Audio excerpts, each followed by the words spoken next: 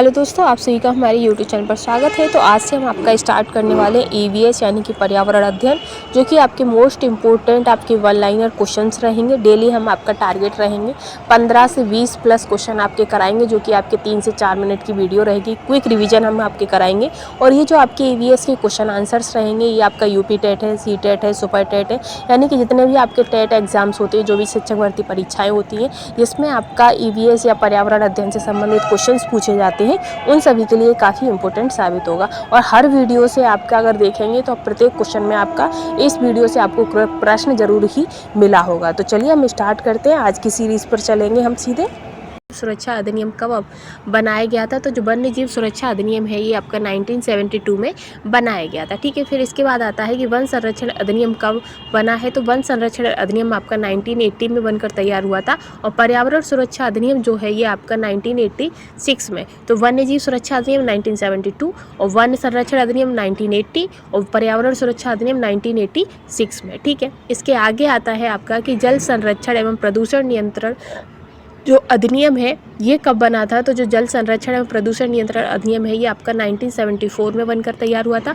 और पर्यावरण की सुरक्षा मूल कर्तव्य है, इसका जो उल्लेख है वो किस अनुच्छेद के में किया गया है एवं संविधान के किस संशोधन के अंतर्गत ये जोड़ा गया था? तो पर्यावरण की जो सुरक्षा है वो मूल कर्तव्य है, ये आपका अनुच्छेद 51A में है। और ये जो सब संशोधन था, ये आपका 42वें संविधान संशोधन के द्वारा ये आपका जोड़ा गया था। ठीक है, इसी के साथ आगे हमारा नेक्स्ट रहेगा कि भारतीय वन प्रबंधन संस्थान कहाँ स्थित है? तो भारतीय वन प्रबंधन संस्थान आपका भोपाल में है।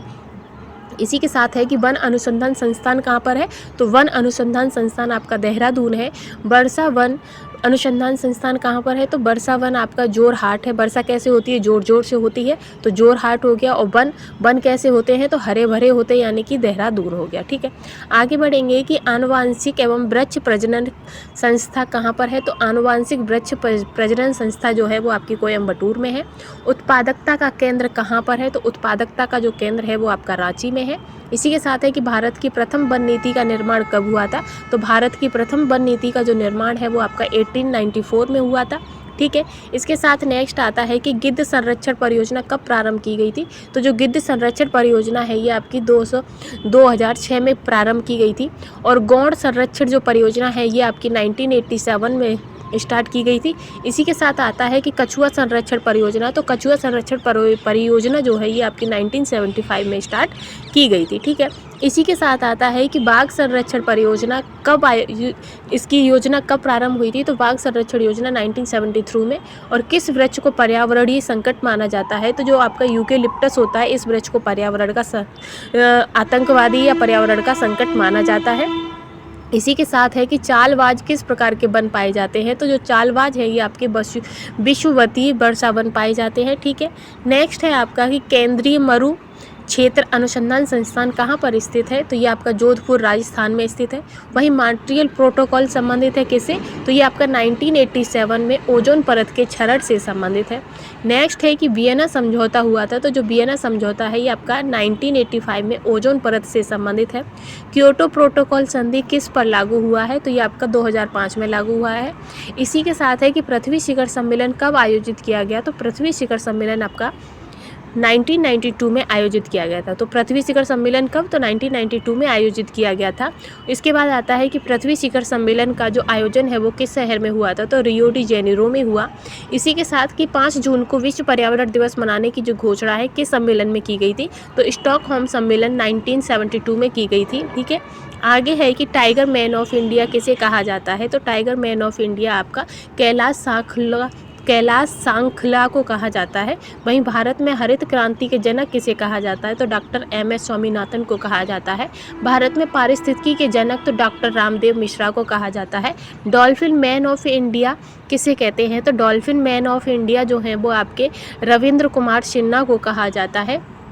चिपको आंदोलन के जो जन्मदाता है वो आपके सुंदरलाल बहुगुणा थे। वहीं विश्व ओजोन दिवस आपका 16 सितंबर को मनाया जाता है।